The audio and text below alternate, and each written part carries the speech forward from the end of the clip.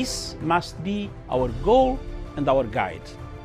And all that we strive for as a human family, dignity and hope, progress and prosperity, depends on peace. But peace depends on us.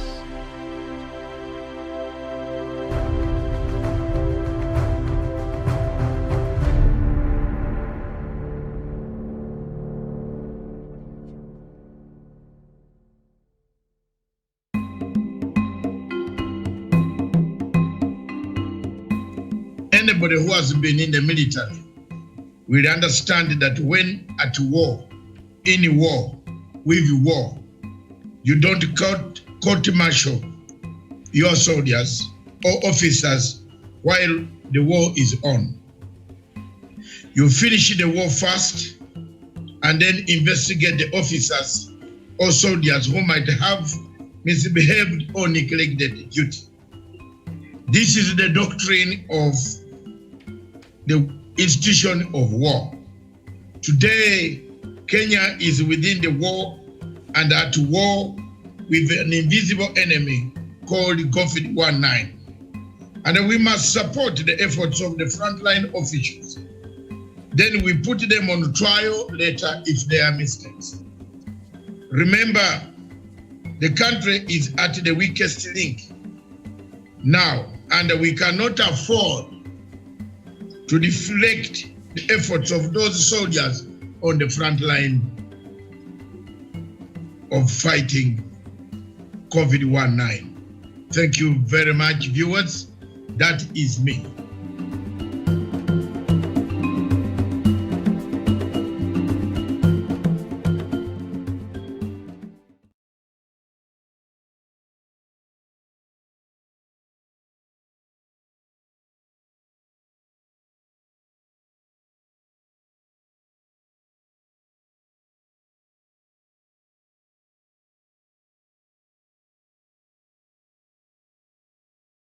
A very good afternoon to you, and thank you for continuing to be with us.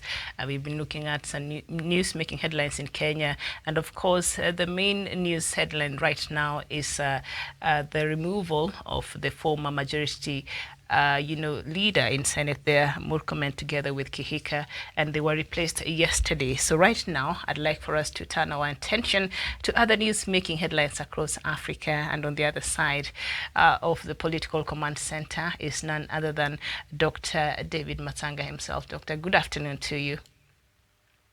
Good afternoon. How are you in the studio? We are doing very well.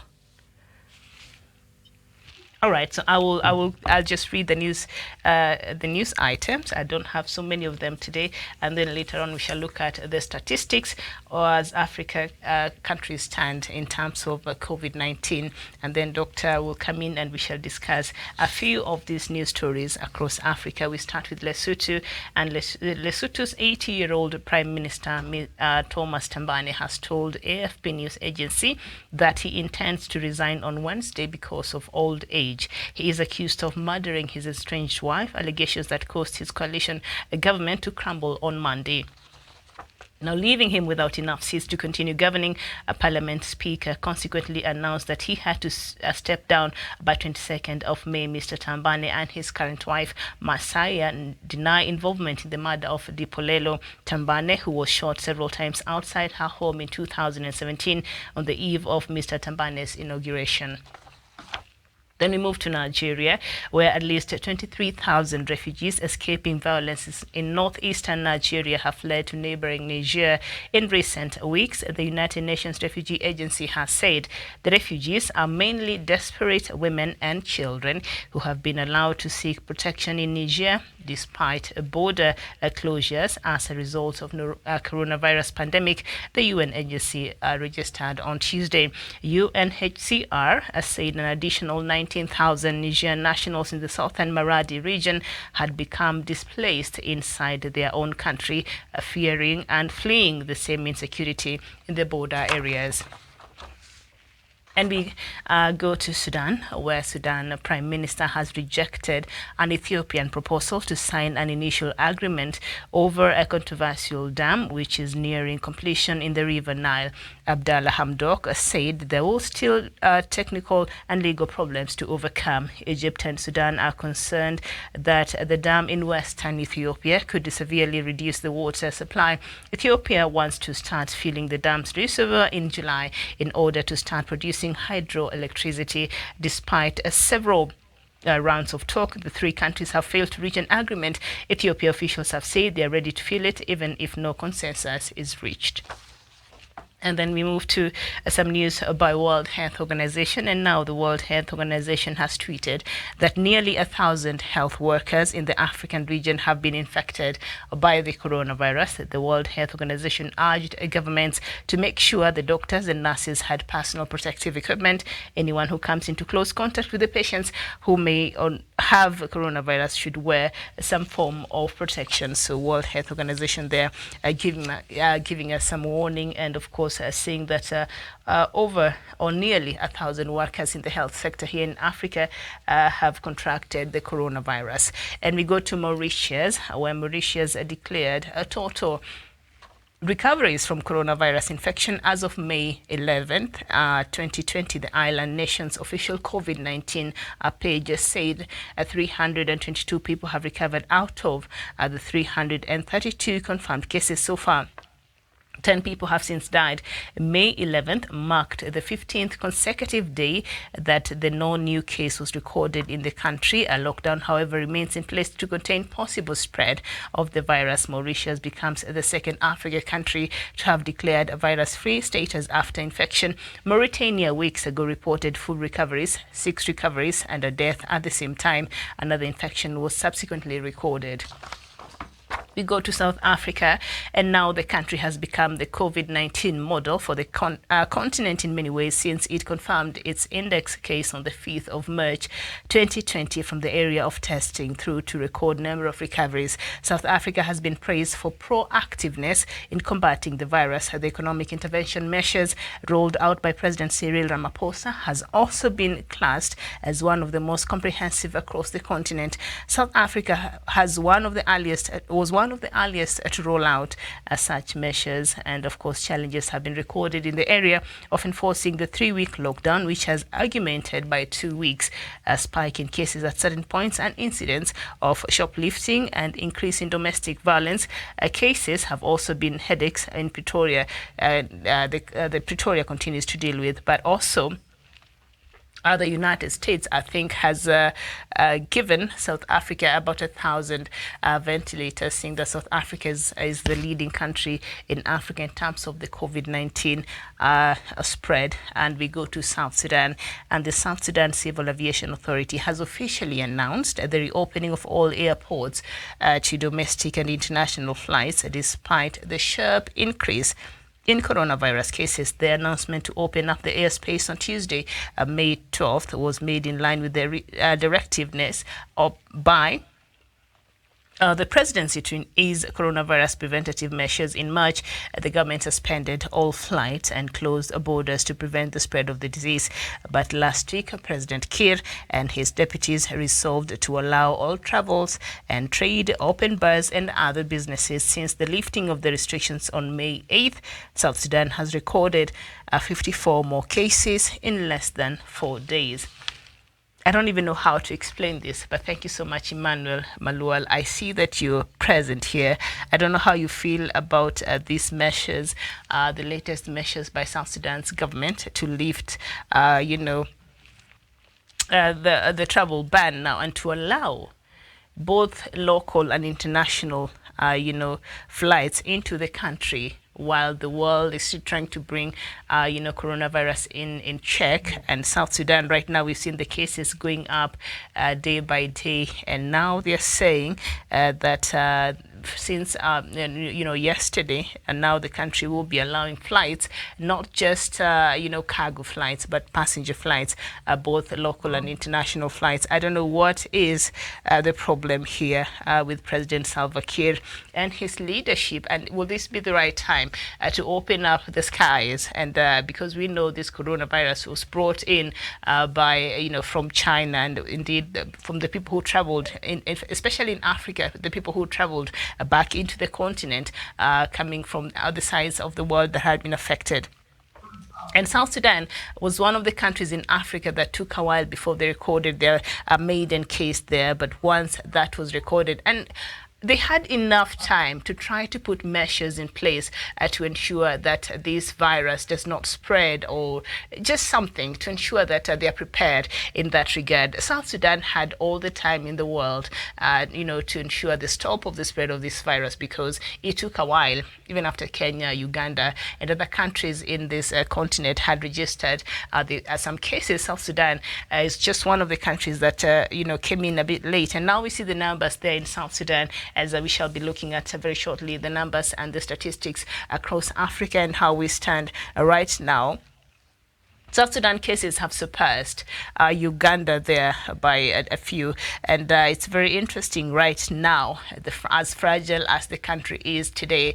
I know our healthcare here in Kenya, and indeed majority of African countries, is wanting, but South Sudan's healthcare system is really, really wanting, because the country never had enough time to just rebuild itself. It has been war upon war upon war. And even as we speak right now, yesterday we were looking at some of the forgotten wars here in Africa, and we looked at what has been happening there in South Sudan, because there has been a registered number of attacks. Even as we speak right now, I think I was just reading some news before I came here, an area in South Sudan where, 3 people were killed yesterday. So it has been, so that level of insecurity has denied this country, a level of stability that would even have people come in the country and try to develop the infrastructure in that country. So the health system in South Sudan is very, very wanting. And just the other day, was it last week, that we were reading that the whole country has about 24 beds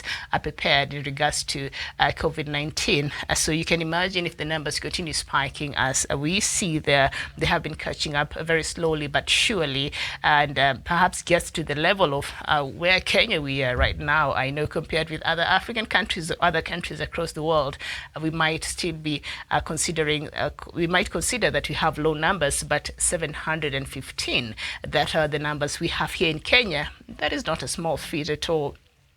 And 36 people have died in the country. So you can imagine, should South Sudan numbers escalate to that level, then that is another crisis that perhaps we are looking to see in very near future, if the authorities in South Sudan continue like this and opening up air flights into the country from outside. Passengers, I don't know who is even looking to travel to South Sudan right now. Who is looking to come from, I don't know where, to go anywhere right now? I don't think anybody wants to travel. And if so, the risk that will come with, I think that will really add more into the problems South Sudan already have. So I don't know what really advised, the leadership of South Sudan to allow to this a decision that I think even one of our viewers here, Emmanuel, thank you, saying such decisions are unacceptable, Miriam, to people of South Sudan. I was moving on the streets of Juba. It is only few people who are wearing masks, no water for washing hands. And Joseph Otto, you're saying lifting a ban is after flattening the curve. I don't think they understand the lifting concept. The curve is rising and they are lifting the ban. I don't even understand the logic behind this, and I think I've questioned it. I think we talked about it here yesterday because I heard such news and I wondered, why would they want to do this? It's like they're on a suicide mission, because why else would you want to open up South Sudan, a country that is quite fragile, a country that is already dealing with a lot of other problems? So can we just try to keep coronavirus to the bare minimum so that the numbers do not skyrocket and the numbers still remain as low as they were? Now we see the numbers there. Right now, South Sudan, as we see there, stands at 194 with 2 recoveries. There's no death that has been recorded in that country. And, the numbers have gone up. Uganda, the numbers still at 126. Recoveries there is 55. So South Sudan has now surpassed even Uganda. And, the numbers still continue to be registered, new cases every day. And now South Sudan, leadership there has thought it is very wise for them to open up the skies there and the airports so that local and international flights could go to South Sudan. To do what? If it was just cargo flights, which I think have been operating, then it is understandable. There's some things that you need to import as a country, import even aid from outside, because South Sudan largely right now depends on aid from outside the country, which is, understandable because of, the war that has continued and because of the situation right now as it is in South Sudan. So cargo flights into South Sudan, understandable. Why do you want passenger flights to be landing in South Sudan to do what? At this point in time, how did they sit? Because the first Vice President, Mr. Dr. Riek Machar, he is the one chairing that COVID-19, team there in South Sudan. Is he the one who advised, okay, fine, I think that as much as we're having these numbers up, but it's fine, we could just continue opening up the country? Or is it President Kiir? Whose idea was this? Or is it the Minister of Health? Who is the Minister of Health? I can't remember. The list of South Sudanese, ministers there was quite long the last time we were going through it here. Who advised this move? Which scientist? Who told them this will be the right time to open up South Sudan? While the numbers keep adding and adding.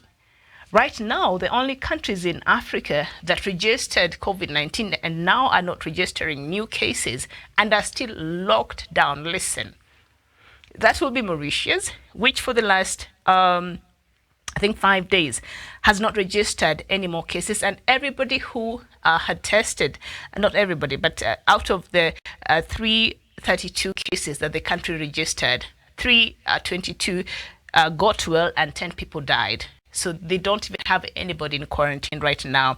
They are in Mauritius. But the country is still on a lockdown. Can you imagine that? And also another country that, became virus-free is Mauritania, but they went ahead and recorded just one case there, and the person is still under treatment. And these countries are still under lock and key. And now, South Sudan, the fragile South Sudan, the very vulnerable South Sudan, you want to open the country to more cases. You want to open up the country to more importation of these cases.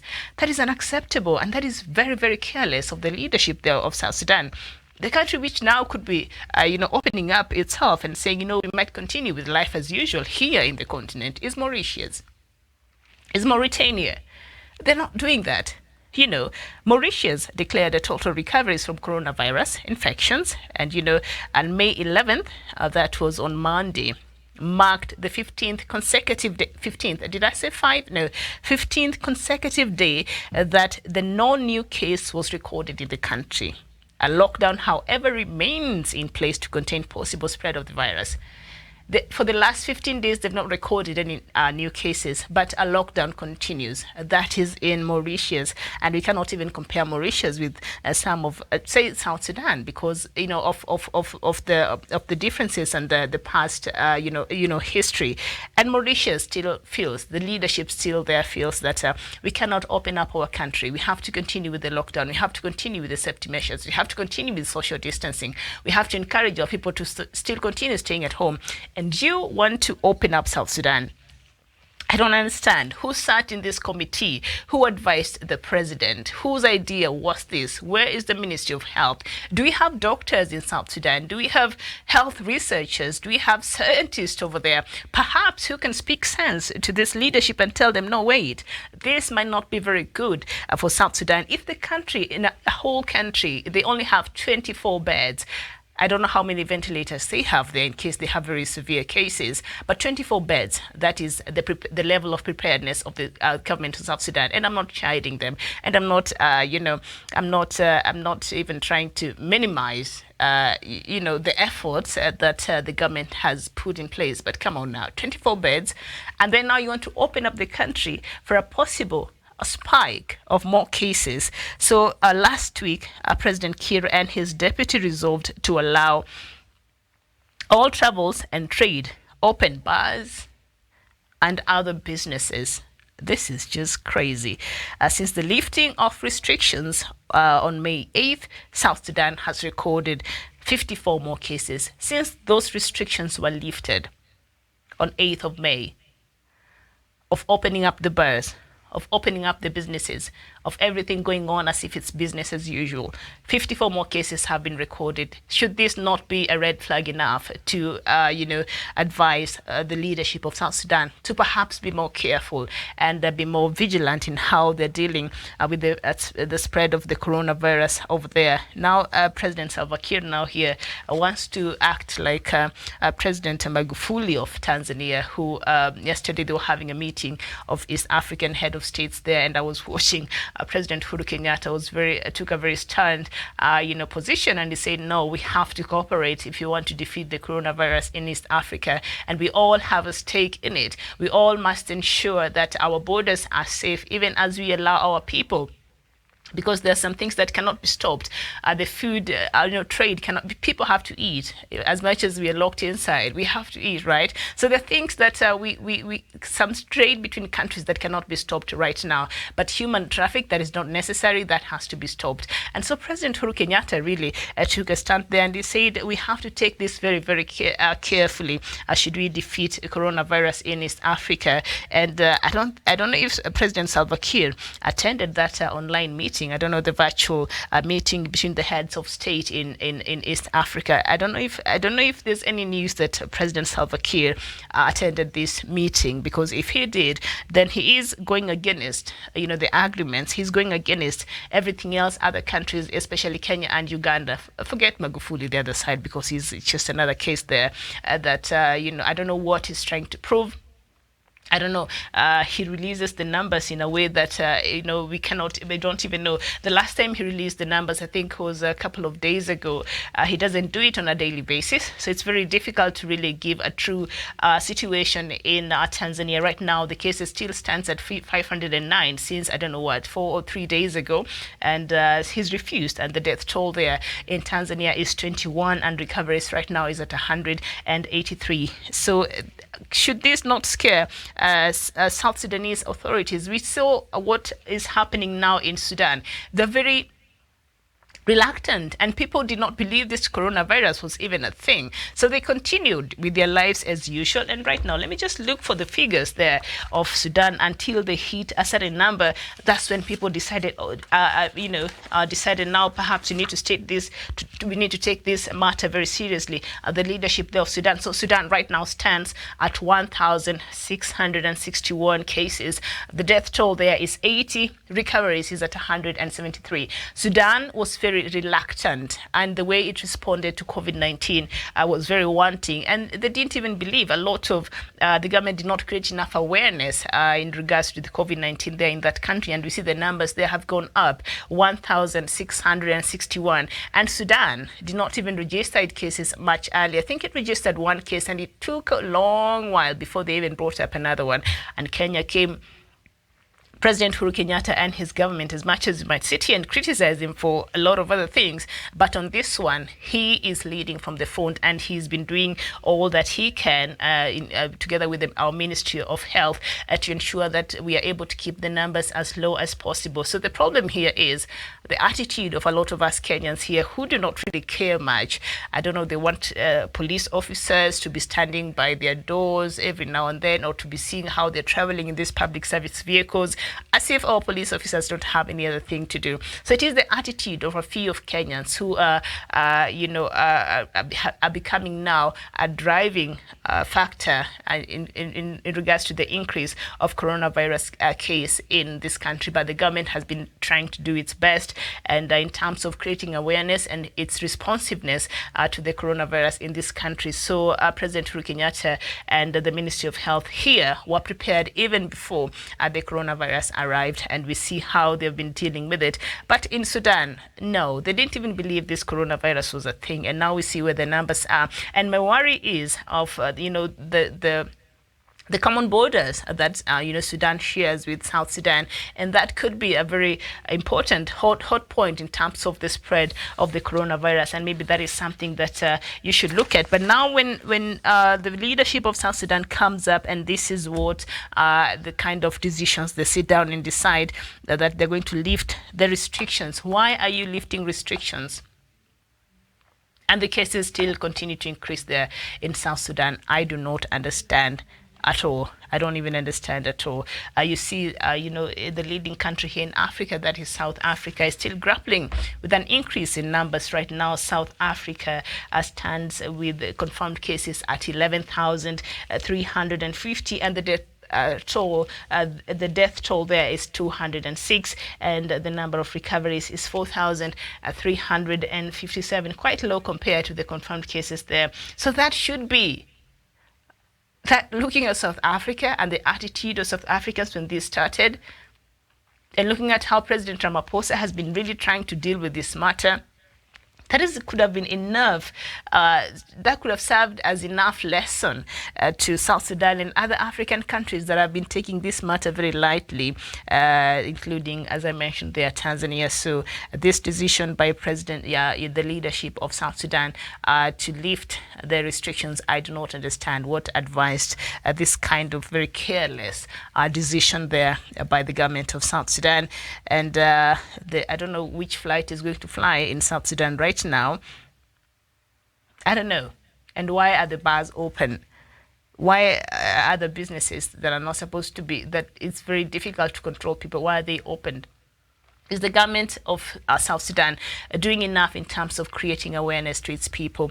Malual, you say you come from there, and I don't know what is the situation. You said people are walking around without masks there in South Sudan, in Juba, and you're saying we doctors we have doctors who are politically motivated. They only listen to what their bosses, only not public. The current Minister of Health is from opposition, and task force chairperson is Dr. Riek Machar himself. And I know the wife, Angelina Teny, right? Was it about 3 weeks ago she was summoned by that committee in Parliament for her to come and explain why the orders and the measures the government had put in place were not being followed, and have been some have been abused, and that docket fell on her and her office, and she did not even bother to show up. So why am I not surprised, really? Because if that is the attitude of the leadership there, she said she's not answerable to the current Parliament, because as it is now, it's supposed to have been suspended, and perhaps new elections or new whatever happened. So that's the reason why she said she did not want to show up. She did not show up to that, but still she owed the people of South Sudan an explanation. Even if she was not going to show up to the committee, she should have issued a statement, that South Sudanese, and tell South Sudanese what was really happening in terms of, the situation and the security of the country. She is the Minister of Defense, I understand. So that is a very sensitive, docket that requires a very level-headed somebody to head that, so that to ensure the people of South Sudan there are safe. And so we see now, after the lifting of those restrictions on 8th of May, the numbers have spiked by 54, and South Sudan right now has 194 cases with 2 recoveries. And so we shall be here following this case. And Joseph Otto, you're saying they think they can shoot COVID-19 with guns. I hope that is not their thinking. And Freddie Kamugisha, you're saying, I think Mr. Kiir is after money. How can you do such whereby the whole world is still suffering? Does he not even listen to the donors who even give South Sudan money? Does he not listen to World Health Organization? World Health Organization is still spelling doom and gloom for Africa, and is saying, should this continue, then we might have about, the other day they said 190,000 dead Africans in the next couple of months or year, the World Health Organization said. So South Sudan here, I see, is determined really to add numbers to what World Health Organization there said. And Very interesting there. And I don't know what is, I don't know if anybody knows that is watching here, the situation about the refugees who are still in the refugee camps. Are they protected? Are they safe? Are they okay? Has the government, channeled some resources to ensure, even as they continue to work on the security apparatus in the country, that will have these people go back to their homes and villages, that they are safe during this time of the COVID-19? If you have any information on that. I was very saddened even after signing of that peace deal in February, a couple of, I think 2 weeks later. United Nations refugee fund was still asking for money to take care of refugees in South Sudan, still in the camps. And I was wondering, this peace deal has been signed. Can we try to get some money and some starter funds and try to return these people to their homes, try to return these people to their villages, and try to resettle them, give them something small, help them in rebuilding their houses? United Nations Habitat, whatever that one that deals with housing could help in doing that. I think that will be a more long-term solution. So if you still have people in the camps, even after signing this peace deal, is there really peace in South Sudan? Why do you still need these people in the refugee camps? What are you benefiting from it as the president and the leadership there of South Sudan? So that really saddened me, and I realized, this peace deal might be just good on paper, but when you go to the ground, indeed, things are quite different there. So that is also something that I'm looking to follow up and see what's really happening in terms of resettling the millions of refugees from South Sudan who are still in refugee camps here in Kenya, in Uganda, in South Sudan itself. Others who had gone there, who had come from Uganda and gone back to their homes in South Sudan, were also told to leave. I was reading that news here yesterday and we discussed it. So it's just confusing. And then now you see, there it is, they're inviting. Oh, you think they want the numbers to spike so that they can attract more funding? Really? Oh, that would be so evil. But I don't know if that is the thinking. I hope not. All right, I really hope not. And we go to where else? Now, this Prime Minister of Lesotho, I've been following this story because it's quite riveting. This person, before he was sworn in as the Prime Minister of Lesotho, the ex-wife, that time they were going through a very bitter divorce proceeding in the court there, and the wife did not want to be divorced, and Mr. Thomas Tambane, who is the Prime Minister, wanted her divorced, and so it was quite a murky, divorce case there, and it was continuing, and they had separated at that time, and he was living together with his current wife, Mrs. Messiah Tambane. She has such a nice name, that resounds that of the Messiah. So her name is Messiah Tambane, and they had started living together with the Prime Minister, Mr. Thomas. So the wife, the ex-wife, I don't know if I can remember the name. Her name was Dipolelo. So Dipolelo did not want to be divorced from Mr. Tambane, and so the court proceeding was continuing the case. The divorce court, the divorce case was going on in one of the courts there in Lesotho, and so this lady got murdered 2 days. Is it 2 days? Yes, 2 days before Mr. Tambane was inaugurated as the Prime Minister of Lesotho. So it was done in a way that you could not think it is the Prime Minister who did it. But then years later, now I think there was some information that came out, and that was in 2017. So Mr. Tambane went ahead and married his current wife, Messiah, and they were living happily ever after. And after a while, the police had been, the police had continued with the investigations on the down low. Mr. Tambane did not know what was really happening, and they were trying to piece up some information, and whatever they've gotten as the evidence pins right into Mr. Tambane and his current wife to be the key suspects of the murder of his former wife. And now the case came into fore sometimes back last year, and the party there has been calling, and the country has been calling for Mr. Tambane to resign and to leave his premiership office. As we speak, the guy is about 80 years old. His young wife is about 45. If I'm not 45, maybe 46, if I'm not wrong. Like, don't even ask me how that works. But yes, and so the guy has refused to leave office. So right now, the pressure has been so hard. Even his loyal members in his party, ABC Abasutu something. I can't say the whole of it. It's in Lesotho, and so they've said no, we cannot, because all evidence is pointing towards you and your wife. So we're not going to sit here and endorse that kind of leadership. So they've been voting in Parliament to reduce his powers. They've been voting in Parliament, and he's been asking for immunity, that even after if he steps down, he should have immunity in regards to this case. In other words, he's trying to tell us he's guilty, because why else would you seek for immunity if you did not do anything wrong? Because he's been saying that, I'm clean, I did not do it.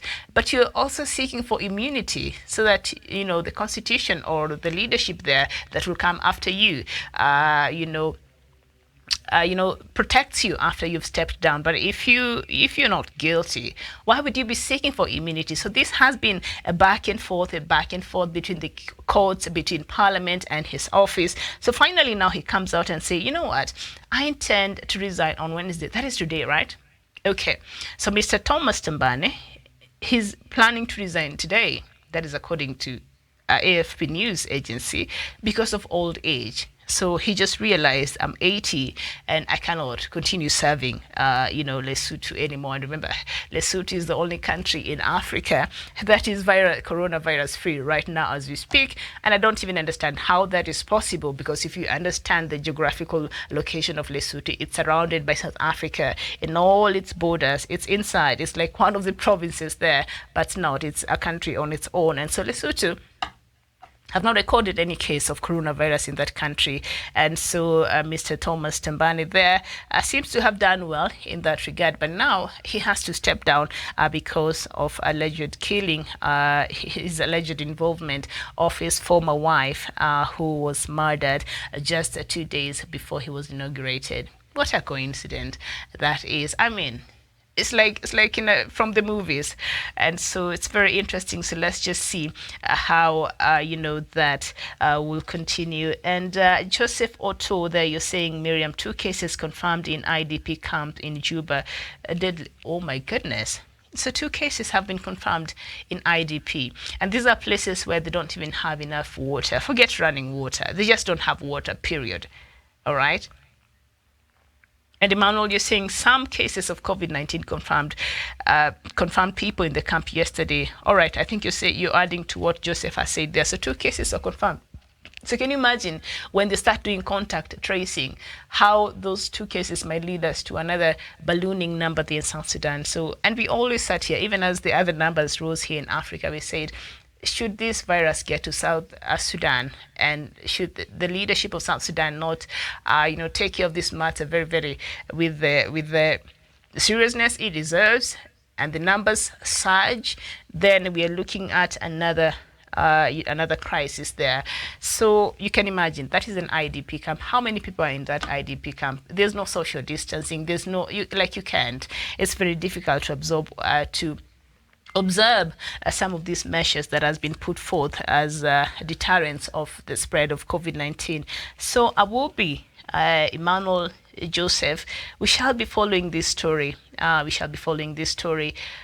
Because, it's important for us to look at that. But thank you so much for that information there. And yeah, you're saying deadly. Yeah, I think it's very, very deadly there. I'm just crossing my fingers then during contact tracing, because I believe that is all should be happening right now. What? They'll contact trace the whole IDP camp.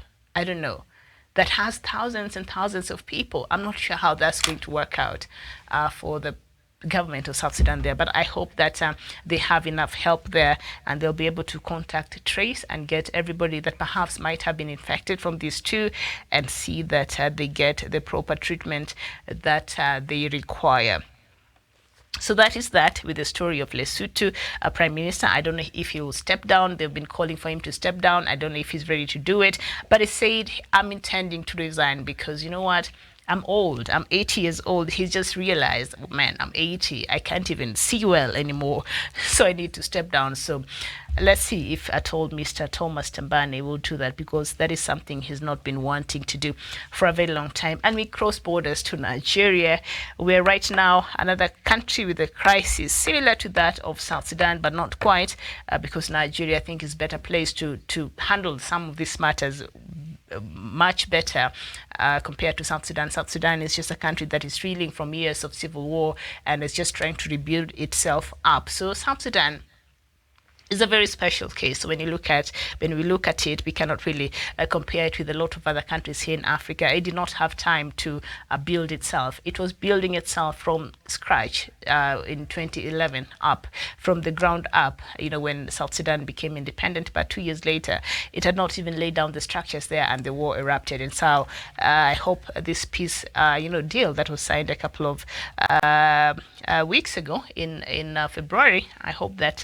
it will hold moving forward. But from the things that we've been seeing coming there, they're still fighting over states. They're still refuting. They're not agreeing over anything. I don't know. So maybe we continue with cautiously being optimistic there about South Sudan. But Nigeria, at least 23,000 refugees escaping violence in northeastern Nigeria have fled to neighboring Niger in recent weeks, the United Nations Refugee Agency has said. 23,000 refugees from Nigeria. If it is 23,000 refugees from Somalia, 23,000 refugees from South Sudan, which other country has had long battle with civil war? A couple. But from Nigeria, one of the big economies in Africa, 23,000 refugees have run away because of Boko Haram, and President Buhari is just sitting pretty, not addressing this matter, not wanting even to tackle Boko Haram.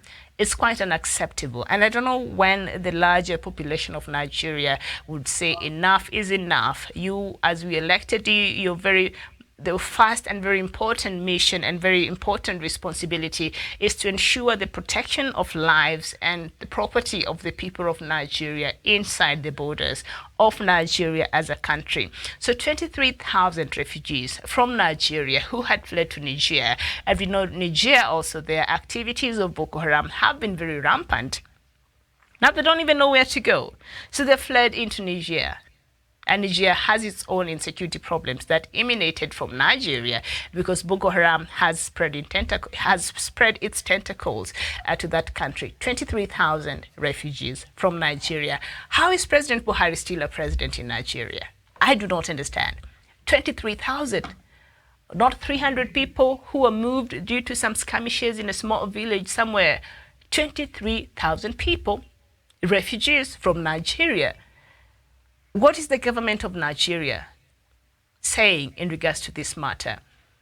Has President Buhari addressed this matter? What is the plan that he has in regards to, bringing to an end the reign of Boko Haram in the northern part of the country there? Because that is where the activities there have been intensified. And there are a few factors which a lot of people who understand the problems there would allude to. That is because of, I hear the people from the northern Nigeria really are not as educated and are not as I would not want to say civilized, but compared to the rest of Nigeria. So I think education just opens your mind to, other possibilities and other things in life. So apparently the people from that part of the country, which majority of them are Muslim, and that's why Boko Haram has really gained ground there, because it is an ideological war that is based on something they truly believe, and another Islam that is outside of the normal Islam that is practiced with other Muslims across the world. There it's just different. So it's an ideological war. So you'll understand why people from that part of the country are not as educated, because Boko Haram does not want Western education. Boko Haram does not want Western civilization. And so you'll understand why. So there's a lot of other Islam teachings from that side, madrasas and all that, but not like the normal madrasas from the rest of the country and other, normal Muslim faithfuls would go to. So President Buhari has not done much in terms of trying to reduce or fight or attack. In fact, earlier this year, I was shocked when he gave out a statement that he said, you know what, I'm actually surprised. I thought that we had defeated Boko Haram. And I thought, how?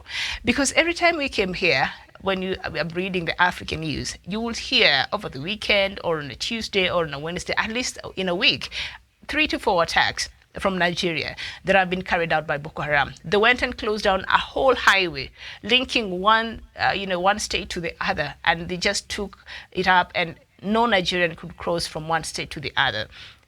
And the government of Nigeria is there. So right now, a whole 23,000 refugees from, why are we having refugees from Nigeria in this day and age? 23,000 Nigerians who have crossed over to Niger because of the threat of Boko Haram. That is very unacceptable, and that is something that Nigerians must hold accountable President Buhari, because he has a responsibility to ensure Nigerians are safe in their country, their properties are safe, and they are protected. If you cannot do that to your people, you don't qualify to call yourself a president. You don't qualify to call yourself a leader of any free country in the world. So why Nigerians are putting up with this, I don't understand. Why they even re-elected President Buhari, who even in his first year really had a dismal performance. He did not live up to a lot of important things that he had promised and said, this is what I'm going to deliver in my 100 days after being sworn in as president. I'll make sure I get rid of Boko Haram, I do this, and make sure you're safe, and all these other agendas that he had put forth. None of that he ever met, and still they re-elected him. And that speaks volume in how ASEAN African here in the continent, how we elect our leaders. Our minimum, our bare minimum is just so low. The things that we accept, as leadership, the criteria we use, it's just not, and we get the leaders we deserve. As now we see there in Nigeria, 23,000 Nigerians are now refugees in Niger, and this is because of the insecurity that comes there. So the refugees are mainly desperate women and children. They're the ones that suffer the most during such things, who have been allowed to seek protection in Niger despite border closures as a result of the coronavirus. Now, the United Nations Refugee Agency there says also that additional 19,000 Nigerian nationals in the southern Maradi region had become displaced inside their own country. As I said there, Niger is also dealing with its own level of insecurity that has emanated from Boko Haram, and we've seen their soldiers there have been killed, villages have been torched, and so Niger also have a good share of Boko Haram insurgents there that has been causing mayhem in that country. And now add to that, Niger has 19,000 IDPs, internally displaced people in its own country. And now Nigeria brings in another 23,000 refugees to Niger. That must be overwhelming, even in the structures and the resources in that country. I know in such situations, perhaps the UNHCR might bring some help. But come on now, can we look at the leadership that we have in this country? Can we question, where is the responsibility of this government? I've seen Niger try to do something. I've seen French soldiers coming there and try to help Niger fight Boko Haram. But Boko Haram cannot end in Niger. Boko Haram cannot end in Mali because it has been another casualty. And Boko Haram cannot end in Burkina Faso because it's also another casualty. There's Boko Haram in Cameroon as well. Surrounding countries. It cannot end if the core, that is Nigeria, does not get its act right, because that is the mother of Boko Haram. That is where they're based. That is their key stronghold that has enabled them to thrive, because the leadership of President Buhari has been very relaxed in the manner in which it has been dealing with the menace of Boko Haram. So you keep voting for these people. That is what you get. I hope that a time will come where we shall be electing our leaders based on, the merit, and not just because we are from the same religion, we speak the same language, we are from the same village. I know him from I don't know where. The end of the day, we shortchange ourselves, and then they don't get to perform, and then we keep complaining here, and that is quite unfortunate. Emmanuel Uzoma, you're saying nobody re-elected Buhari. He rigged the election. No can do anything. That is the problem. All right. And Sunday, good news. You're saying nobody voted him for a second time. He rigged himself. And and I saw how that vote went sometimes back last year in February. The vote there. Yes. And I see, Doctor, you're back. Karibu sana. Yes. And you know what I was reading here that is trying to give me a bit of pressure? Can you imagine 23,000, yes, refugees from Nigeria have now fled to Niger, and Niger is already dealing with another 19,000 IDPs of its own due to a Boko Haram menace in that country. 23,000. Can you imagine 23,000 Kenyans going to Uganda and President Uhuru Kenyatta just sitting pretty and not even talking about it, not thinking that is a priority that he should deal with? Can you imagine that happening? That's Africa for you. They do that. Buhari is not bothered. Buhari is just telling God that I'm coming soon. So he's not bothered. It's Africa for you. All right, and we saw also, Doctor, while you were away there, another news that also bothered my mind this afternoon. South Sudan has lifted all the bans on international and local flights, so anybody can now fly into South Sudan. And since the lifting of the restrictions on 8th of May, South Sudan has recorded 54 more cases, and they're saying the country is now open for trade and travel. So if you, Doctor, you want to go to South Sudan, this will be the right time. I don't know what you feel, how you feel about this right now, even as the numbers in South Sudan continues to spike. So, to trade in what? I don't know. I'm not sure. Yeah. Yes. Trade in what? What do you go to trade in South Sudan? What are they opening the airfields for? Maybe for money laundering. Oh, that's a good angle there. You haven't looked at that. They need money from Qatar, from where to come in. The country doesn't have money. All right. They have enough testing, ventilators. They don't have. You see, literally, there's something which is not right. In the entire Africa, everybody seems to have done his own thing, which tells you that there is no unity. African heads of state by now should have sat down together to find a unified or unifying position on how to deal with the COVID-19. But Miriam, believe me or not, we are still meandering. When these Europeans and America finish this disease, open up their places, some of us might not step in those places at all, because they will declare this continent inhabitable. And those people coming to Europe must be thoroughly put in worse conditions in the stadiums like a Wembley. I'm telling you, if malaria alone, if you tell a British doctor you are suffering from malaria, he'll run away as if this is now the worst Satan that he has seen. What about something that is not known, whose medicine is not known? So African countries should have taken a cue to find a solution before things go out of hand. Miriam, that's all. We have a problem. All right. Thank you so much, Doctor. I was just about to leave. Anything else? Do we have any breaking news from Kenya? Because right now a lot of things are happening in this country. Anything that you heard while you took the short break? Yeah. What is happening in the State House now? Oh, there's something happening in State House. Yes, something is taking place. Mm-hmm. Meetings, Isaac Aruto, Sirima,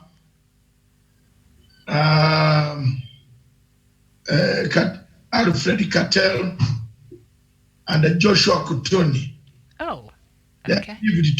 That's what is on social media. Mm-hmm. I'll cross-check, then I can confirm. All right. But I'm telling you that they are there in a meeting. Suspicions are that Isaac Ruto could come in cabinet, but I can confirm that the Secretary General of the Secretary General of Jubilee Party, Mr. Tuju Raphael, has confirmed that Isaac Ruto has joined Jubilee coalition.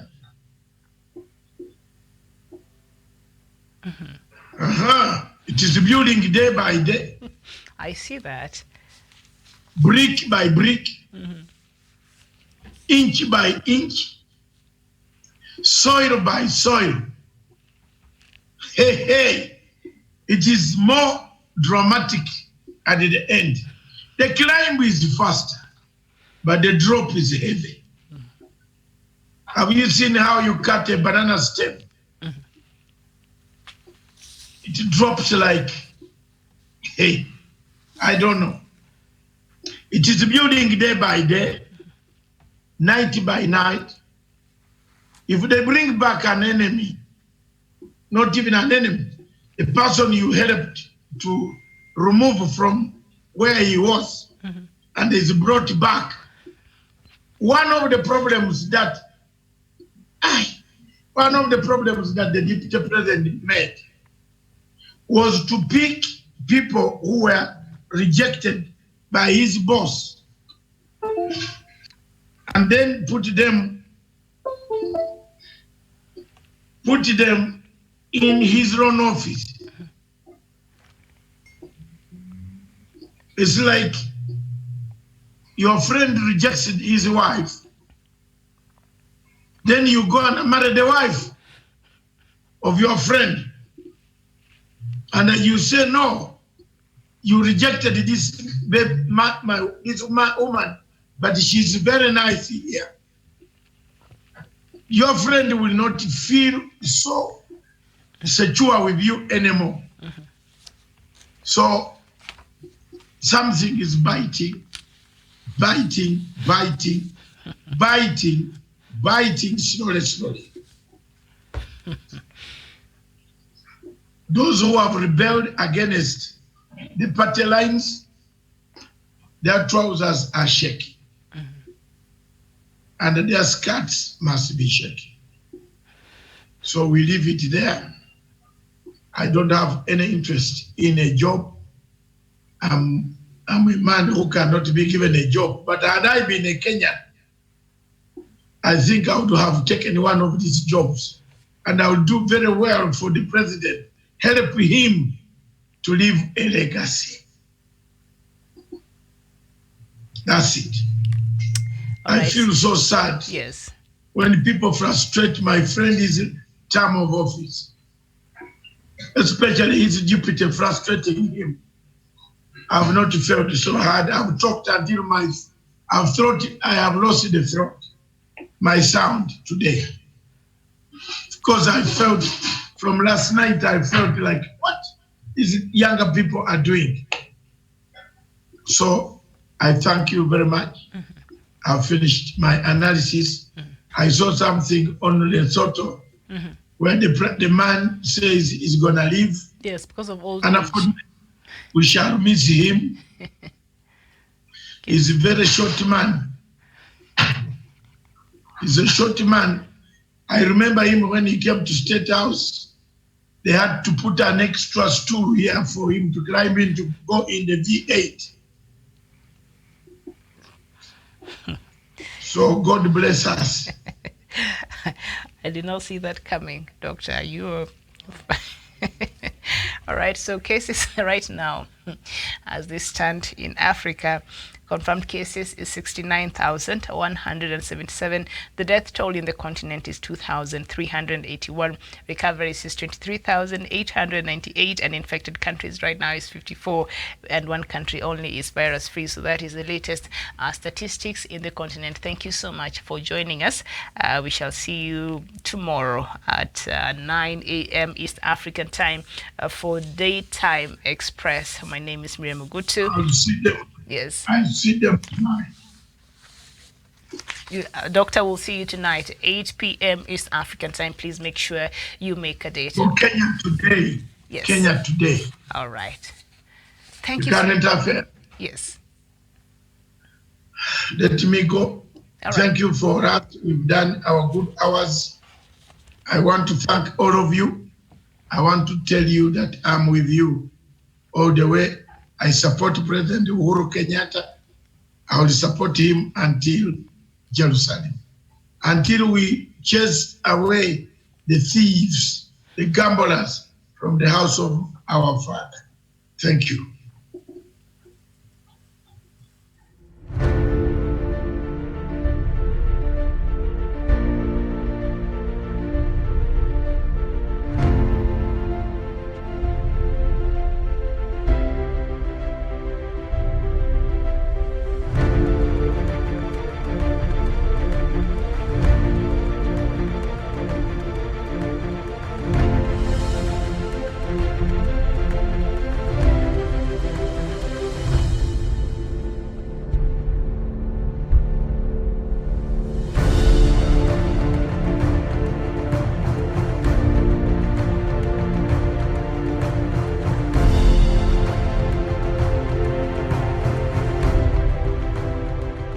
Peace must be our goal and our guide. And all that we strive for as a human family, dignity and hope, progress and prosperity, depends on peace. But peace depends on us.